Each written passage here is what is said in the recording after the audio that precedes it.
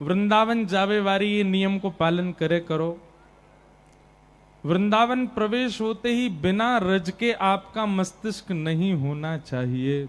आपके मस्तिष्क पर ब्रजरज अंकित होनी चाहिए। जैसे स्कूल में आईडी कार्ड अनिवार्य है, जैसे स्कूल यूनिफॉर्म अनिवार्य है, वृंदावन की एक ही यूनिफॉर्म है, क्या? ब्रजरज माथे पे होनी चाहिए।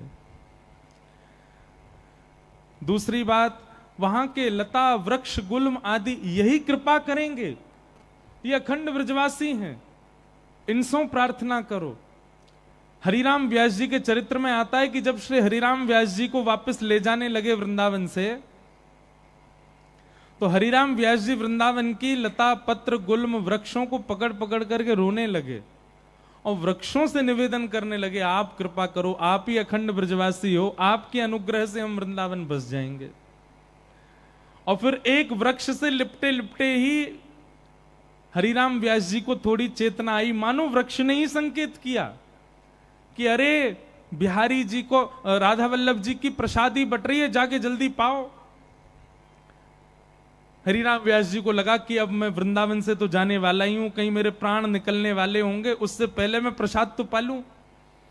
दौड़ करके गए तो प्रसादी बट गई थी, सब में वितरित हो चुकी थी। अंतिम प्रसादी का भाग मेहतरानी को दिया गया, झाड़ू लगाने वाली को। हरिराम व्यास जी जैसे ही पहुंचे तो प्रसादी तो बट गई। हरिराम व्यास जी बोले अब मैं कहां पाऊं। तो एक मेहतरानी बैठी थी झाड़ू लगावे वाली, वाकी हाथ में रोटी, वापे ऊपर कड़ी पकौड़ी धरी। हरिराम व्यास जी गए, वाके आगे हाथ फैला लियो, बोले ला नेक्स्ट से प्रसाद मोह दे दे। मेहतरानी बोली अरे मैं तो एक मेहतरानी हूं, मैं तो झाड़ू लगावे वाली हूं, मेरे हाथ को प्रसाद पाओगे महाराज, आपको धर्म नष्ट है जाएगो।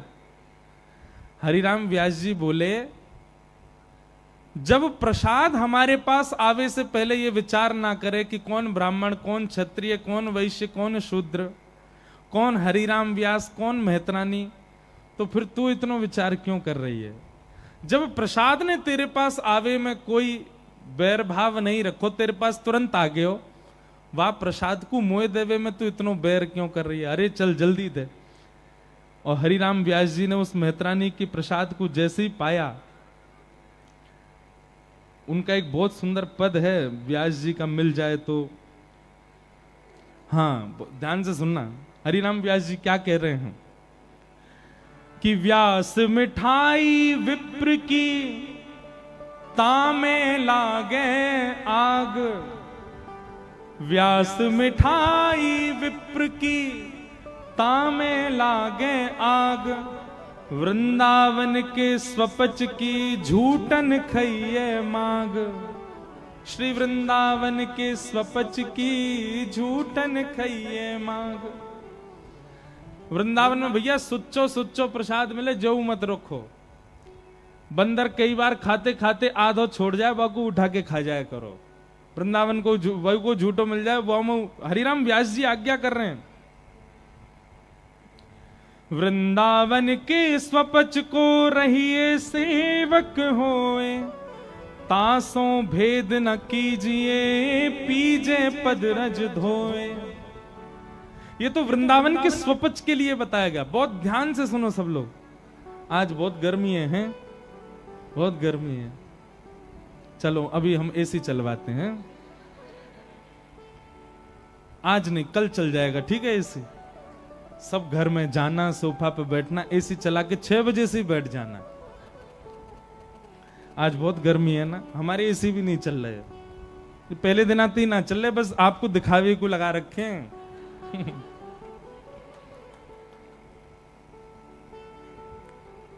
भैया वृंदावन की महिमा सुन लो। व्यास मिठाई विप्र की तामे लागे आग, वृंदावन के स्वपच की झूठन खइये माग। वृंदावन के स्वपच को, स्वपच किसको कहते हैं? जिसको हम जातियों में, वैसे तो जाति वृंदावन में खत्म हो जाती है, पर फिर भी जो बिल्कुल ऐसे कहते हैं नीची जाति है, वैसे कोई नीची नहीं होती। जात पात पूछे नहीं को, हरि को भजे सो हरि को हो। लेकिन फिर भी महाराज स्वपच का मतलब तो होता है कि जो उल्टा सीधा खाता हो, नहाता धोता भी नहीं हो, बिल्कुल अभद्र सा ही रहता हो, लेकिन वृंदावन का हो। वृंदावन के स्वपच को रहिए सेवक होए, तासों भेद न कीजिए, पीजे पद रज धोए। महाराज वृंदावन के स्वपच की भी चरण रज धो करके पी लीजिए। क्यों? क्योंकि वृंदावन को है। व्यास कुलीनन कोटि मिली, पंडित लाख 25, स्वपच भक्त की पनही, तुलीन तिनके शीश। व्यास सपच बहु तरि गए, एक नाम लवलीन, चढ़े नाब अभिमान की, बूढ़े बहुत कुलीन। अगर किसी को वृंदावन से बहुत प्रीति है ना, तो हमारी एक व्यासपीठ की आज्ञा मानिए, अब की बार वृंदावन जाइएगा तो व्यास वाणी लेकर के आइएगा। क्या लेके आना है? व्यास वाणी। जहां हरिराम व्यास जी के द्वारा कहे गए पद उसमें अंकित हैं। अच्छा, एक बात हम पहले ही बता दें, हरिराम व्यास जी के कई सारे पद ऐसे हैं, उनको पढ़ोगे तो आपको मन में जो है घबराहट हो सकती है, लेकिन वृंदावन की रीति यदि समझनी हो तो अब की बार वृंदावन जाइए और व्यास वाणी लेकर के आइए। अति सुंदर पद हैं व्यास जी के।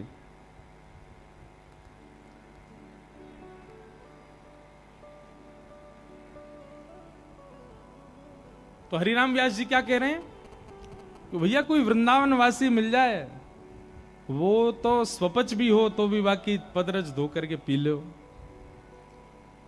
होना चाहिए वृंदावन वासी। तो वृंदावन में सबसे पहले रज को शीश पर धारण करो, दूसरा वृंदावन के सुंदर वृक्षों को प्रणाम करो, तीसरा वृंदावन में श्री यमुना जी को प्रणाम करो। लोग बाग आते हैं वृंदावन, बिहारी जी, राधा वल्लभ आदि सब दर्शन कर करा के भाग जाते हैं वहीं से। यमुना जी को आप प्रणाम ही नहीं करते। ठाकुर जी के दर्शन से पहले ये होना चाहिए, यमुना जी को वंदन करो, यमुना जी को प्रणाम करो। रज प्रणाम, वृक्ष प्रणाम, यमुना जी को प्रणाम, और उसके बाद चौथा प्रणाम ब्रजवासियों को प्रणाम। ब्रज के जो वासी हैं उनको वंदन करो, और पंचम प्रणाम कीजिए श्री गोपेश्वर महादेव को। इन 5 को प्रणाम करने के बाद तब जाइए जहां आपकी ठौर है, जहां आपके गुरुदेव हैं, जहां आपको मन लगो भयो है। इन 5 को प्रणाम करके आप जाएंगे तो ही आपकी वृंदावन रीति, वृंदावन दर्शन पूर्ण होगा। तो भगवान का चतुर्थ विवाह किनसे हुआ? श्री यमुना जी के साथ में हुआ। श्याम सुंदर श्री यमुने मैया की जय। तत्पश्चात भगवान के 8 प्रमुख विवाहों के बारे में बताया गया। भौमासुर के यहाँ पर 16,100 राजकुमारियां बंधी थीं। भगवान ने उन 16,100 राजकुमारियों को वहां से मुक्त किया और उनके साथ भी विवाह किया। हम अनेक बार अपनी कथाओं में इन विवाहों का प्रसंग बहुत विस्तार से बता चुके हैं। ये कौन है, कैसे हैं, यह सब भी बता चुके हैं। ठाकुर जी ने किसी स्त्री विशेष से ब्याह नहीं किया है बंधुओं। ये अष्टपटरानियां कौन हैं? अष्टधा प्रकृति, पृथ्वी, जल, अग्नि, वायु, आकाश, मन, बुद्धि और अहंकार, ये 8 भगवान की मुख्य पत्नियां हैं। जो भगवान ने प्रकृति बनाई, जिन अष्ट तत्वों से उन्हीं से ही ठाकुर जी ने विवाह किया। तो भगवान की जो मुख्य 8 पत्नियां हैं, ये एक एक तत्व को संकेतित करती हैं। तत्पश्चात 16,100 राजकुमारियां ये भौमासुर के यहां बंधी थीं। भगवान ने इनको मुक्त करके आज्ञा की अपने अपने घर जाओ, पर इन्होंने कहा कि हमको कोई स्वीकार नहीं करेगा। तब भगवान ने इनसे ब्याह किया। ये 16,100 वेद के मंत्र हैं, उन मंत्रों ने ही मूर्त रूप धारण करके ठाकुर जी से विवाह किया। 16,108 भगवान के विवाह हुए। वैसे तो बंधुओं ये पूरा विश्व ही भगवान की विवाहित कन्या है। हम सबका विवाह ठाकुर जी से हुआ है। ठाकुर जी ही परम पुरुष हैं। आगे भगवान भागवत जी में राजा नृण की कथा आती है। नारद जी भगवान की ग्रहचर्या देखने गए, उन सब का प्रसंग सुनाया गया, भगवान की नित्यचर्या बताई गई। राजसूय यज्ञ में भगवान 20,000 राजकुमारों को लेकर के पहुंचे पांडवों के यहाँ, ये सब कथा बताई गई। जरासंध के यहाँ भगवान अर्जुन और भीम के साथ में गए, जरासंध का उद्धार किया। सब कथाएं बहुत विस्तार से हैं। तत्पश्चात ब्रज द्वारिका मिलन के प्रसंग सुनाए गए।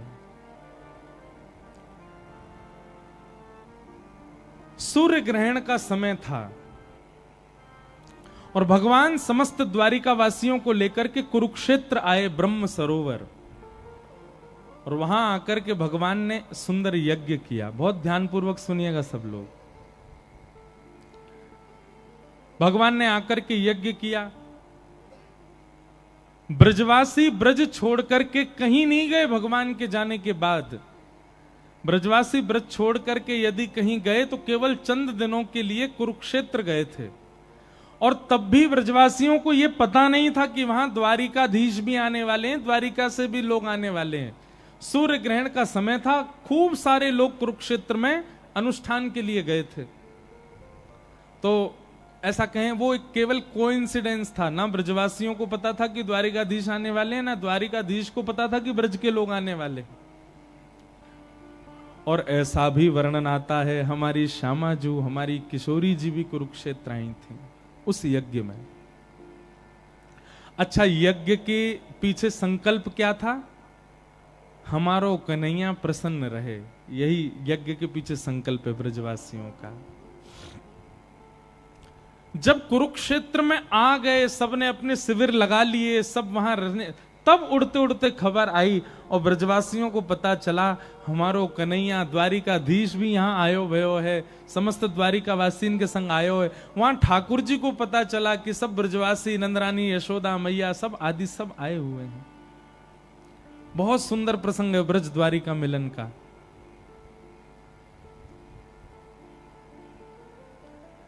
जैसे ही ब्रजवासियों को पता चला कि हमारो कन्हैया आयो है, नंद बाबा, यशोदा मैया, सब ब्रजवासी सब रोने लगे। बोले बाबा जल्दी चलो ना, कन्हैया से मिलके हमें दूर से देखे आएंगे। अब तो हमको पता चल गया कि राजा धीराज महाराज बन गए हो, लेकिन हमको कहीं दूर से ही दिख जाएगा, वहीं से देख के वाकु निहार के आ जाएंगे हम तो। नंद बाबा सब ब्रजवासियों को लेकर के गए। मैं बहुत दिन बाद ये प्रसंग कह रहा हूं, ध्यान से सुनिएगा।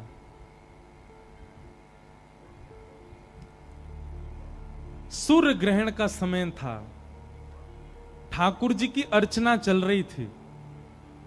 भगवान एक सिंहासन पर बैठे हैं और अनेक ब्राह्मण सन्मुख खड़े होकर के कोई तुलसी से अर्चना कर रहे हैं, कोई पुष्पों से अर्चना कर रहे हैं। भगवान का वेद ध्वनियों से अर्चन चल रहा था।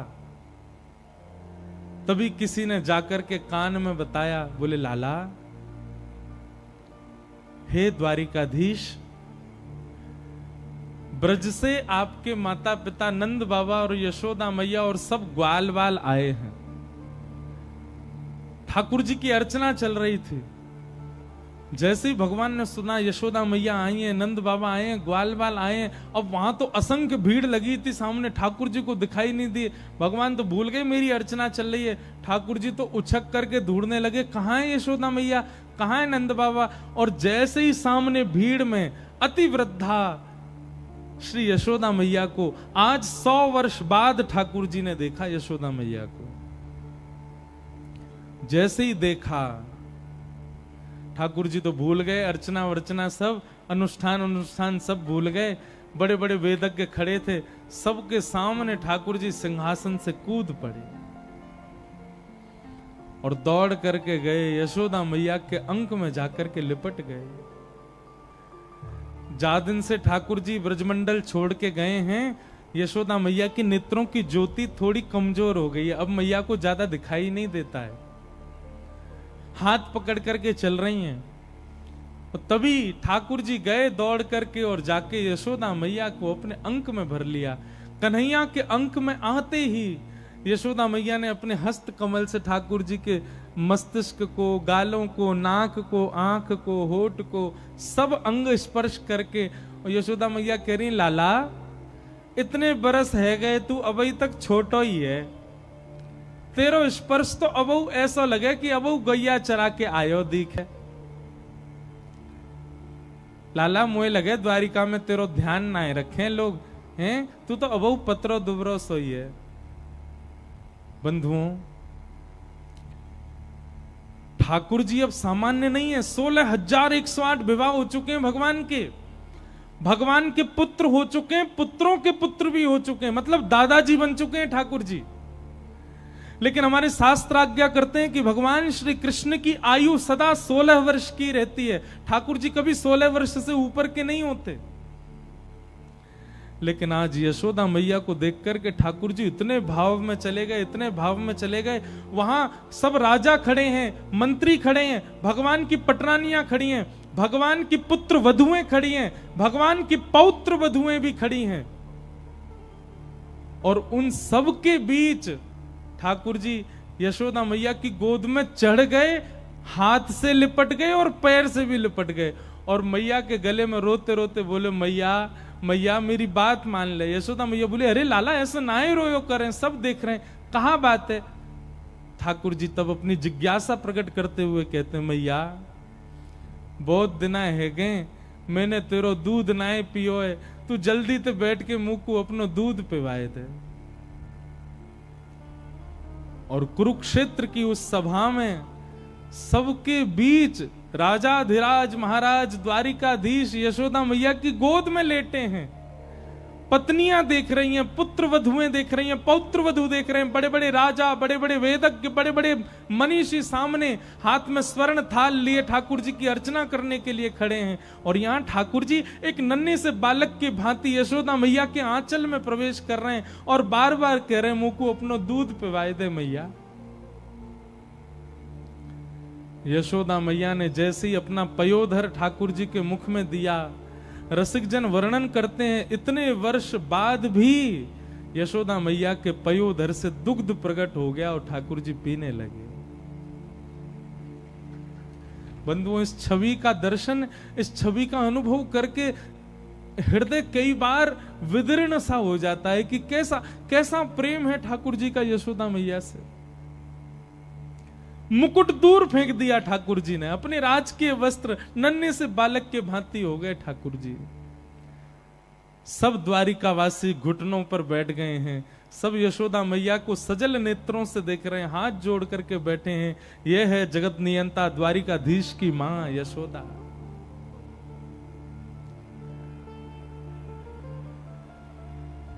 किसी ने जाकर के भीतर खबर दे दी देवकी मैया को कि मैया ब्रजमंडल से यशोदा मैया आई हैं।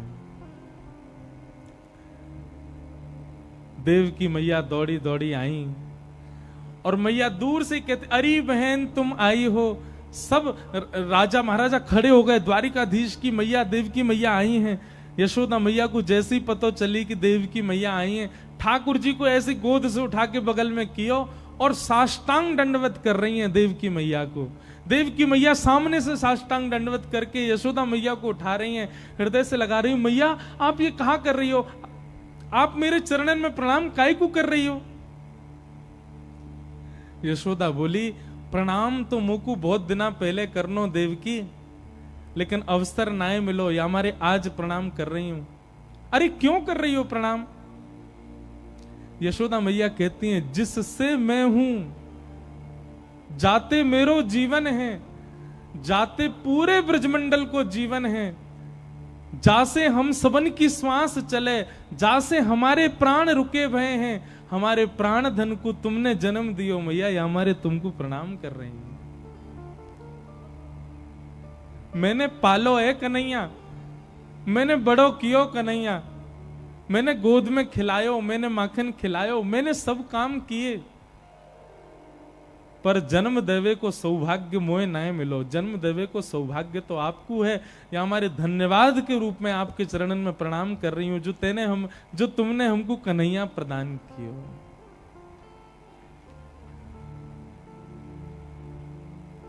एक अलग ही वातावरण हो चुका है। अनुष्ठान आदि सब रह गए, सब बस प्रेमाश्रु में डूबे हुए हैं। पूरी द्वारिका नगरी वहां कुरुक्षेत्र में बस रुदन कर रही है इस प्रेम को देख करके। ठाकुर जी नन्हे से बालक के भांति दूर बैठे हैं। कोई ने जाकर के कान में हल्के से कह दी, बोले लाला तो को पता है श्री जी भी आई हैं। और जैसे ही ठाकुर जी ने सुनी श्री जी आई हैं, तुरंत ठाकुर जी उठ करके खड़े हो गए और बिना किसी को बोले, बिना किसी को बताए सीधे निकल पड़े और बस पूछने लगे, श्री जी कहाँ हैं? श्री जी कहाँ हैं? श्री जी नहीं आई मौसम मिलवे? तब मधुमंगल, श्रीदामा आदि सब सखा मिले, सबको ठाकुर जी ने अपने अंक में भर लिया। सबसे पूछने लगे, श्री जी कहाँ हैं? बोले वे अपने शिविर में विराज रही हैं। यहां श्री जी सब सखियन के संग बैठी हैं और तभी कोई चर्चा करते करते अचानक श्री जी ने ललिता जी से कही, ललिता मुकु ऐसो आभास है रहे हो कि बाहर द्वार पे नंद नंदन आए हैं। मुकु ऐसो आभास है रहे हो कि बाहर द्वार पे श्याम सुंदर आए हैं। नहीं जाके देखियो तो कहां पे तो श्याम सुंदर आए हैं का? ललिता जी बोली, आपको तो ऐसा आभास रोज ही होवे श्यामाजू।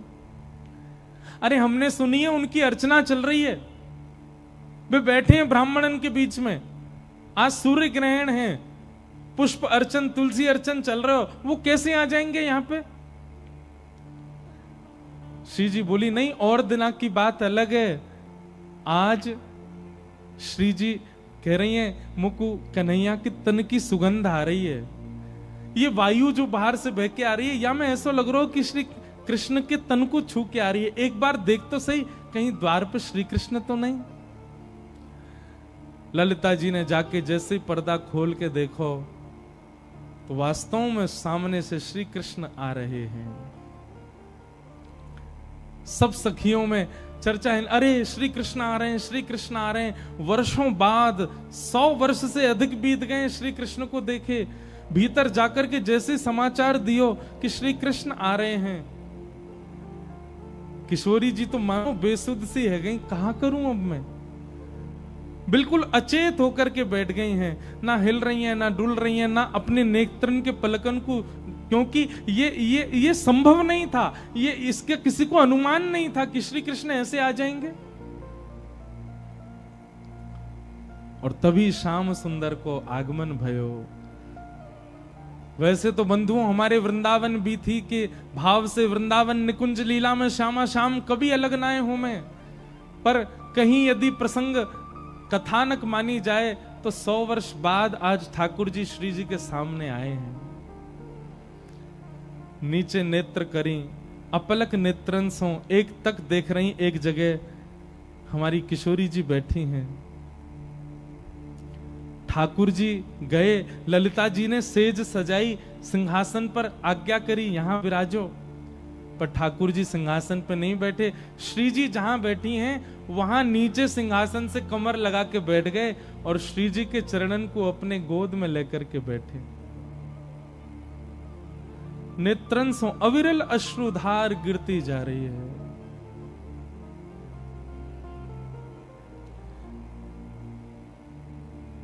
राधे राधे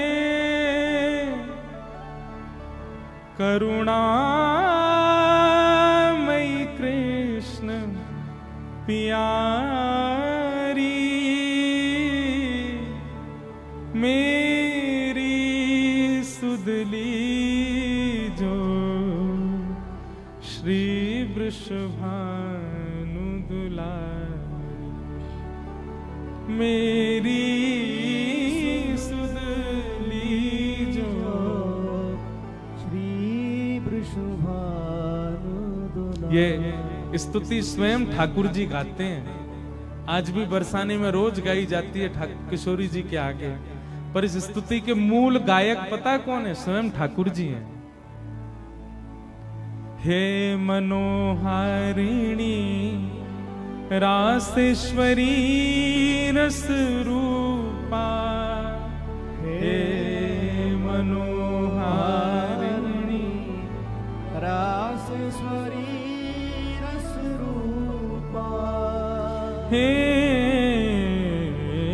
मनोहारिणी रासेश्वरी रस रूपा।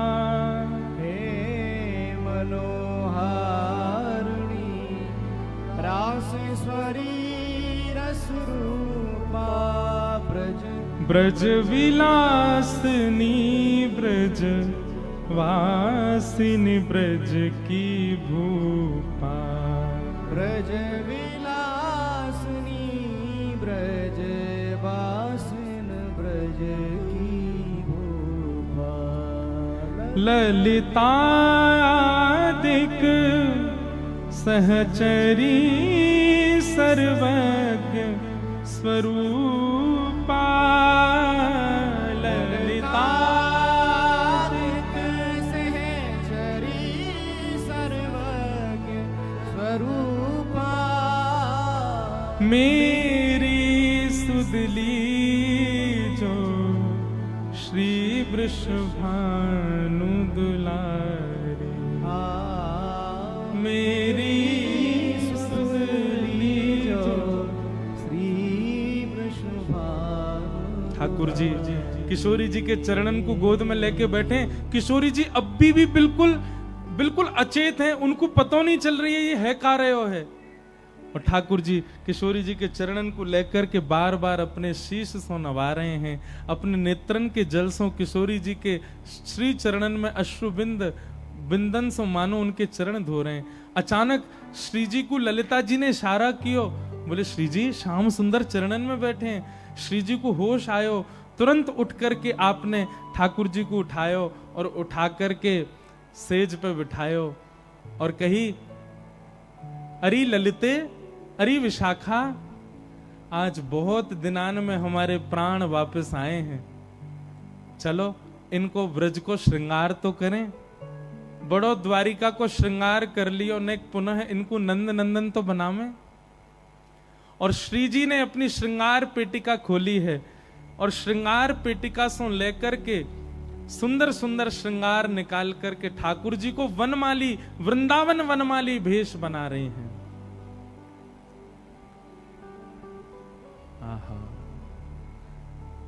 द्वारिकाधीश तो राजकीय श्रृंगार में रहते हैं ना, पर किशोरी जी आज ठाकुर जी को सुंदर सिर पर पाग पहनाई है, पाग पहना करके सुंदर मोतीन की लड़ धारण कराई है, सुंदर राजकीय वस्त्र उतार करके सामान्य सी धोती धारण कराई है, कमर में कारी कमरी बांधी है, गले में वैजंती माला पहना दी है, हार श्रृंगार के गुलाब के कमल के और भांति भांति के सुंदर सुगंधित पुष्प गले में धारण कराए हैं। केसर चंदन घिसकर के श्री विशाखा जी लेकर के आई हैं। किशोरी जी ने अपनी उंगली से ही पत्रावली को श्रृंगार श्री ठाकुर जी को किया है। और श्रृंगार करवे के बाद में अब जैसे ही काजर लगावे की बारी आई, श्री ठाकुर जी के लिए कोई नवीन काजर नहीं, अपने नेत्रन कोई काजर निकाल करके श्री ठाकुर जी के नेत्रन में पधरा रही हैं। और संपूर्ण श्रृंगार करवे के बाद श्री जी ने जैसे ही ठाकुर जी को आलिंगन कियो, अपने ही तन के इत्र से ठाकुर जी को सुगंधित कर दियो। और सब सखियन से बोली, आज बहुत दिनान में श्याम सुंदर आए, रास बिहार तो होना चाहिए।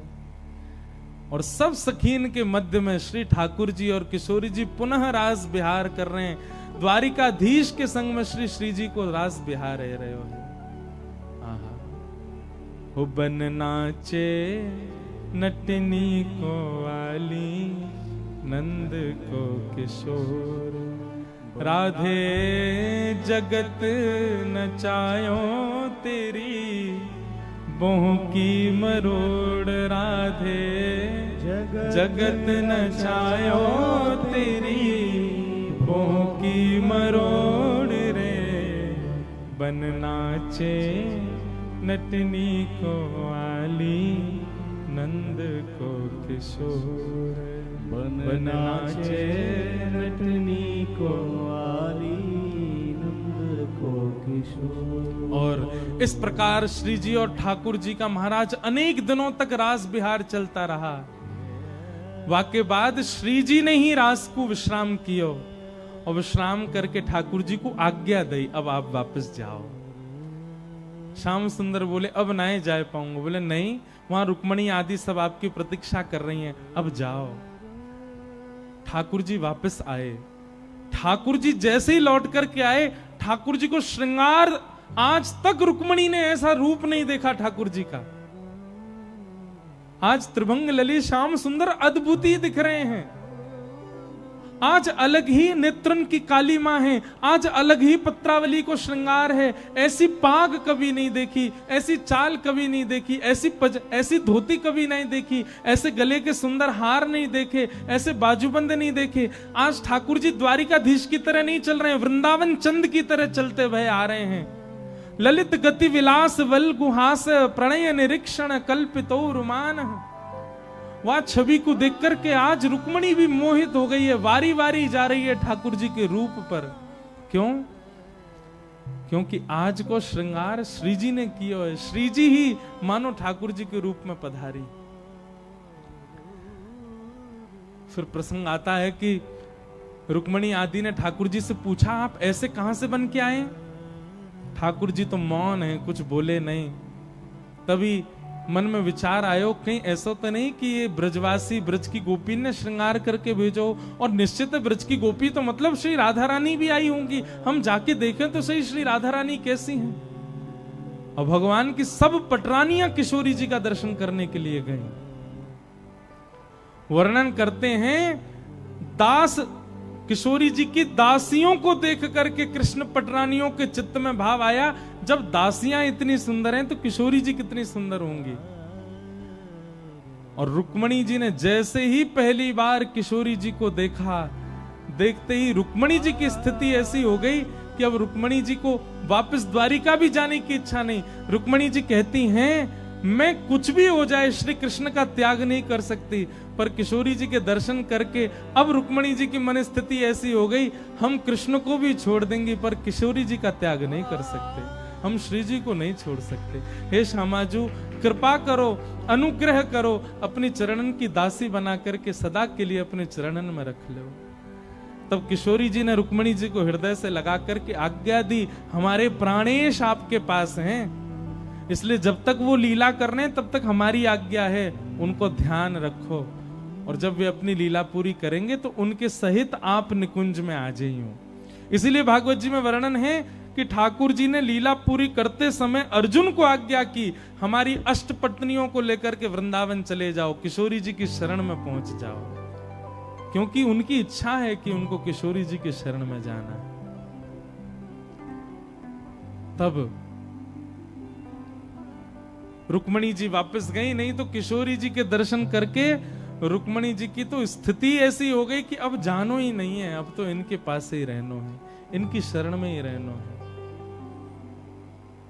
ऐसी हमारी किशोरी जी को हम बारंबार वंदन करें, बारंबार प्रणाम करें, बारंबार उनके चरणन में बस यही भाव रखें कि हे श्यामाजू, हे किशोरी जी, आप कृपा करो, श्याम सुंदर सदा हमारे प्रिय बने रहें।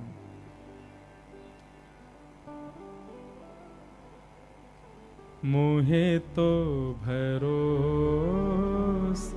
है तेरो री किशोरी राधे, मोहे तो भरोसो है तेरो री किशोरी राधे, मोहे तो भरोसो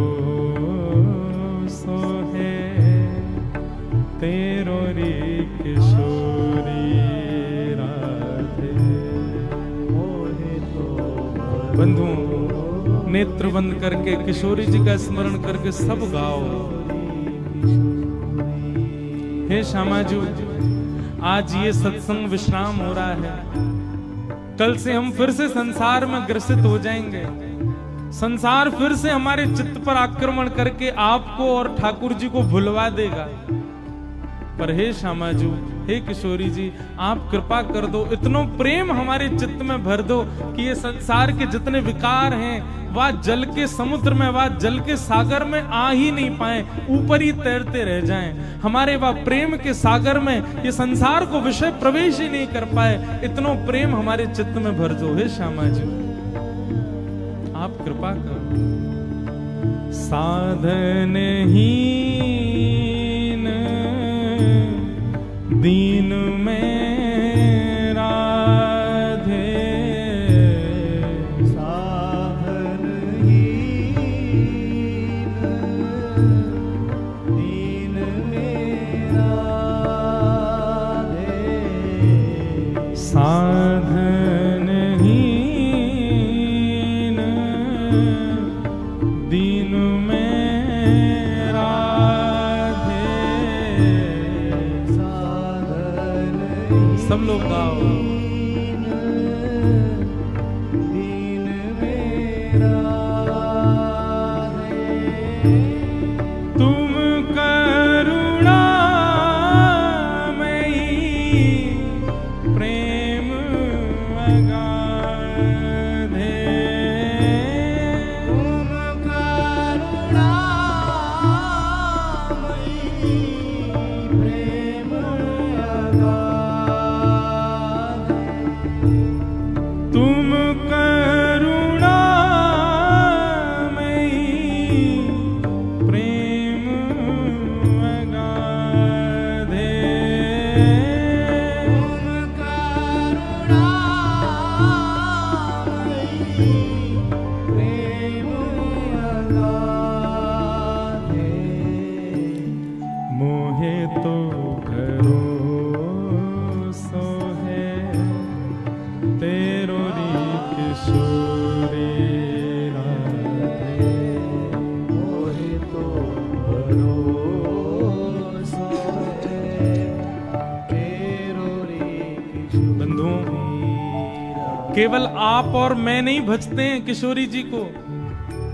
श्याम सुंदर भी चुपके चुपके किसका भजन करते हैं? किशोरी जी का ही भजन करते हैं, श्री जी का ही स्मरण करते हैं। निकुंज की लीला में आता है कि एक बार किशोरी जी ठाकुर जी की वंशी लेकर के बैठ गई। ठाकुर जी बोले जी कहा कर रही हो? बोले आज वंशी मैं बजाऊंगी। ठाकुर जी बोले ऐसा मत करो। बोले क्यों? जे बजेगी ना आप सो। किशोरी जी बोली अच्छा हमसो ना बजेगी? बोले नहीं बजेगी श्री जी, मैं आपसे निवेदन कर रहा हूं वंशी मत रखो, याकू मोए दे दो, ये मोसो ही बजेगी, आप बजाए नहीं पाओगी। ललता विशाखा सब आ गई। अच्छा ठाकुर जी तुम हमारी किशोरी जी को कम आंक रहे हो कोई चीज में? ठाकुर जी बोले मैं कम नहीं आंक रहो, श्री जी सर्वगुण संपन्न हैं, श्री जी सब जाने, पर मैं तो अपनी वंशी को दोष बता रहा हूं, जे श्री जी सो नहीं बजेगी। ऐसा कहा दोष है आपकी वंशी में? ठाकुर जी बोले अब मैं कहां बताऊं, आप एक काम करो बजा के देख लो, बज जाए तो। श्री जी ने अपने अधर पर जैसे ही वेणु धारण करी, अपने कोमल छिद्रों से उसके छिद्र आच्छादित करके जैसे ही श्री जी ने प्राण पिरोए, वंशी नहीं बजी। साक्षात गंधर्व प्रकट हो गए, सरस्वती प्रकट हो गई, संगीत की सारे राग रागनियां प्रकट हो गए और सब उस वंशी को टोकने लगे, अरे साक्षात किशोरी जी प्राण पिरो रही है, तू बचती क्यों नहीं है? वंशी सबके आगे हाथ जोड़िए, क्षमा करो मैं नहीं बच पाऊंगी। क्यों नहीं बजेगी? बोल उत्तर कृष्ण देंगे, उत्तर श्याम सुंदर देंगे। सबने पूछी ये वंशी बज क्यों नहीं रही है, किशोरी जी बजा रही हैं तो? ठाकुर जी ने वंशी हाथ में लेकर के कही, हे किशोरी जी आप अपने अधर पर वंशी धारण करते समय कौन को चिंतन करके बजा रही? किशोरी जी बोली ये पूछे वाली बात है, मैं तो कोई भी वाद्य बजाऊं तो आपको चिंतन करके बजाऊं।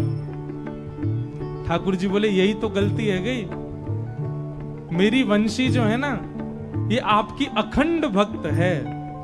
अखंड भक्त को मतलब अनन्य भक्त को मतलब आपके अलावा यदि वंशी से कोई और को स्मरण किया जाएगा तो मतलब अपने इष्ट के अलावा अन्य और किसी को स्मरण ना करनो, यही को कह मैं अनन्य भक्ति। और मेरी वंशी की अनन्यता आपके चरणन में है। आपको स्मरण करके जब यह वंशी को धारण किया जाए तभी ये बजे, और आप याकू धारण करके मेरो स्मरण कर रहे हो। मेरो स्मरण करोगी तो मेरी वंशी की अनन्यता नष्ट हो जाएगी, और अनन्यता नष्ट होगी तो वो बजेगी कैसे? श्री जी ये वंशी तो केवल और केवल आपको स्मरण करके ही स्वर निकाले। अगर आप भी यदि चाहोगे कि मेरो स्मरण करके आप बजाओ तो ये बजेगी नहीं।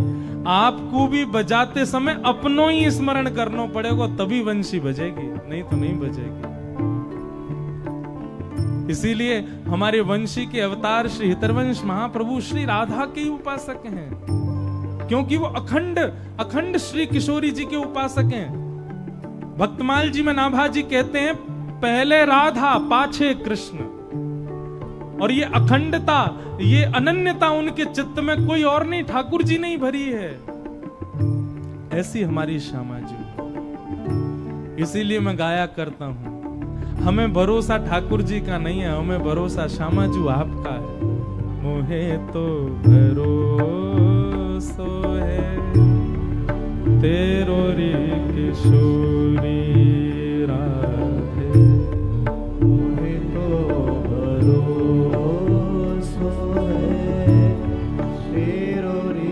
एक अभिलाषा है हमारी, इतने भजन करने का, इतनी कथा करने का, इतनी कथा सुनने का, तिलक लगाने का एक ही फल चाहिए हमको, क्या?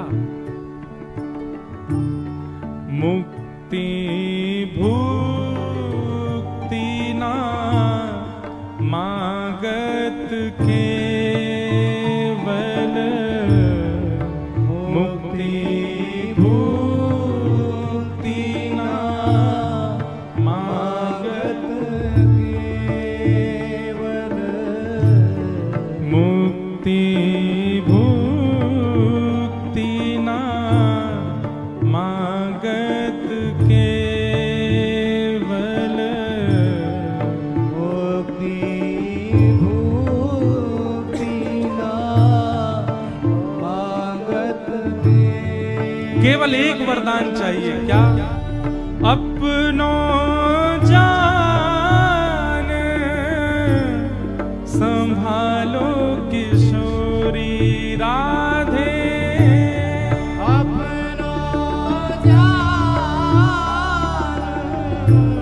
संभालो किशोरी राधे, अपनो जान संभालो किशोरी राधे, अपनो जान संभालो किशोरी राधे। मोहे तो भरोसो है तेरो री किशोरी राधे, मोहे तो भरोसा है तेरो रे किशोरी राधे, मोहे तो भरोसो है तेरो री किशोरी राधे, मोहे तो भरोसा है तेरो रे किशोरी। बोलो राधा रानी की जय।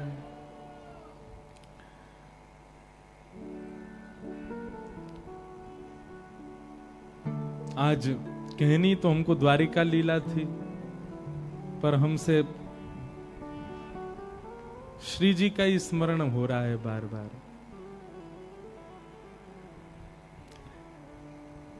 ब्रज द्वारिका लीला जो है बहुत अद्भुत है। इतनी भव सागर में, इतने भव सार में डूबी हुई ये लीला है।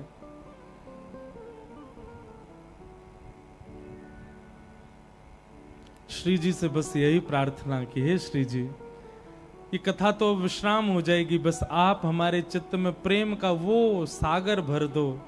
जिस प्रकार जल में कोई भी वस्तु फेंकने पर तैरती रहती है, ऐसे ही फिर हम जब संसार में जाएं तो संसार के विषय तैरते रहें, कोई भीतर ना प्रवेश कर पाए। भीतर तो केवल आप और ठाकुर जी विराजे रहें बस।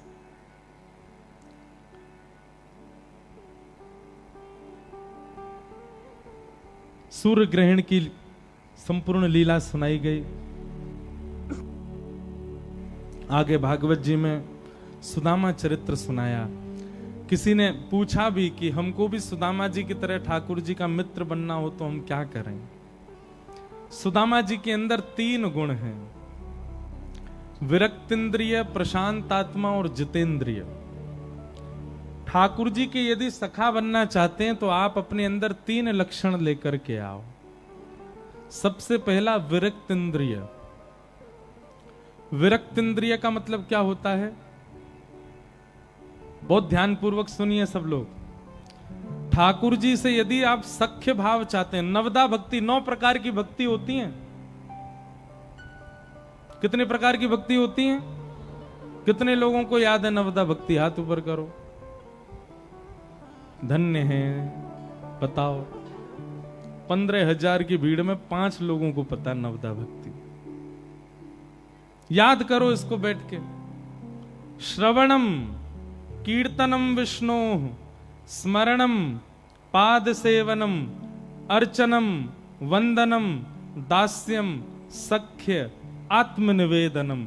कल कथा द्वारा लाइव में सुन लेना, वहां से लिख लेना इसको। नवदा भक्ति याद कीजिए और एक एक करके 9 सोपान चढ़ने आपको। सबसे पहली भक्ति का नाम क्या है? श्रवणम। सुनो, ठाकुर जी की जितनी हो सके लीलाएं सुनो। अभी पता है क्या हुआ? अभी आप कई इतने युवा आते हैं कथा में, सब सुनने में खूब रुचि बढ़ा रहे हैं, अच्छी बात है, सुनो। ये सबसे पहली भक्ति है, श्रवणम। पर श्रवण के बाद श्रवण तक सीमित मत रहो। श्रवण के बाद क्या? जिसको सुना है, जिसकी लीलाएं सुनी है, अब उसका क्या करो? कीर्तनम।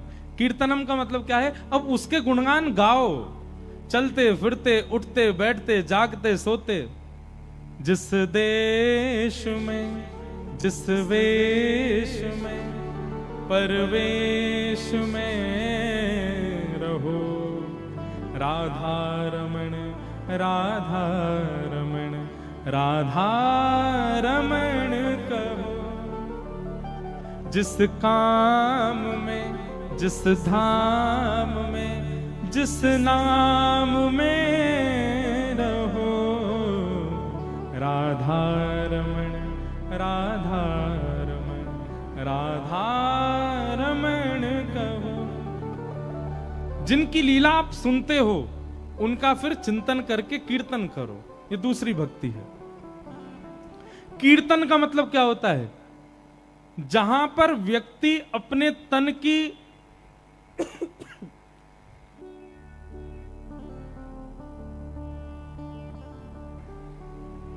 जहां पर व्यक्ति अपनी तन की कीर्ति को भूल करके उससे परे हो जाता है। जैसे हम कीर्तन गाते हैं, आप सब खड़े हो जाते हो, नृत्य करते हो, गर्मी पड़ रही है, आगे पीछे भीड़ हो रही है, फिर भी आप नृत्य करते हो। यही कीर्तन होता है। जहां पे आप ये सोच रहे हो मैं कैसे उठूं, सब लोग मुझको देखेंगे, मैं कैसे कर सकता हूं, आगे पीछे वाले देखेंगे, इसका मतलब अभी आप कीर्तन में प्रवेश नहीं कर पाए हो। कीर्तन जब होता है तो व्यक्ति अपने तन की कीर्ति भूल जाता है और बस भुजा उठा करके वो नृत्य करता है, वो विचार नहीं करता कौन क्या सोच रहा होगा। कीर्तन। तो प्रथम भक्ति श्रवणम, दूसरी भक्ति कीर्तनम, तीसरी भक्ति स्मरणम। श्रवणम कीर्तनम विष्णु स्मरणम, भगवान का स्मरण करो। किसी ने मुझसे पूछा कि हम इंजीनियर हैं, हम बहुत व्यस्त रहते हैं, हमारे बहुत काम है, हम इतनी सेवा नहीं कर पाते ठाकुर जी की, तो क्या करें? स्मरण तो कर सकते हो ना। अन्यथा मत लीजिएगा बात को। आप कितने भी व्यस्त होते हुए, कितने भी पढ़ाई का बोझ होते हुए, कितनी भी चीजें जीवन में होते हुए, सबसे पहले आप ठाकुर जी की भक्ति क्यों छोड़ देते हो? बच्चों से पूछो, आप क्यों नहीं करते? बहुत प्रेशर है पढ़ाई का। आप ठाकुर जी का भजन क्यों नहीं करते? महाराज कहां समय हम पे, सुबह निकलते हैं, रात को आते हैं, घर लौट करके इतना काम हमारे जीवन। मतलब आपने एक चीज देखी, व्यक्ति का स्वभाव है कि वो व्यस्त होते ही, बर्डन होते ही सबसे पहले छोड़ता किसको है? ठाकुर जी की भक्ति को।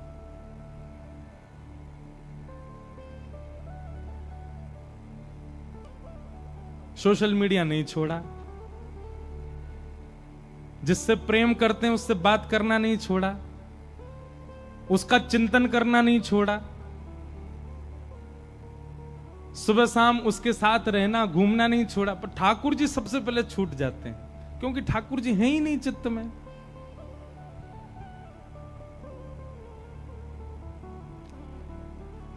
कई पंजाब के बच्चे ज्यादातर विदेश जाते रहते हैं, जब भी मिलने आएंगे महाराज जी अब क्या करें, अभी तक तो खूब भजन करते, अब विदेश जा रहे हैं। मैंने कि तो अब वहां कैसे करेंगे? मतलब आपके पास फर्स्ट प्रायोरिटी में छोड़ने के लिए सबसे पहले कौन है? ठाकुर जी। कि कुछ भी होगा उनको छोड़ा जाएगा। मीराबाई की प्रायोरिटी में सब थे कि कुछ भी होगा सब छोड़ दूंगे, पर ठाकुर जी नहीं। चाहे जो हो जाए ठाकुर जी नहीं छूट सकते मुझसे। ऐसी भक्ति करो चाहे जो हो जाए, ठाकुर जी नहीं छूटने चाहिए, चाहे संसार छूट जाए। हमारे लिए सबसे पहले अधर धरे ठाकुर जी। कुछ भी ऐसा होगा जो हमारे विपरीत है हमारे जीवन से, ये छूट जाएंगे, इनको किनारे कर देंगे हम। नहीं, चाहे जो हो जाए ठाकुर जी को मत छोड़ो, उनकी स्मृति मत छोड़ो।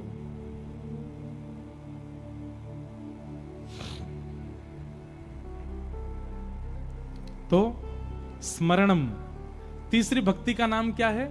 आप कुछ भी करो, आपकी स्मृति में भगवान रहने चाहिए।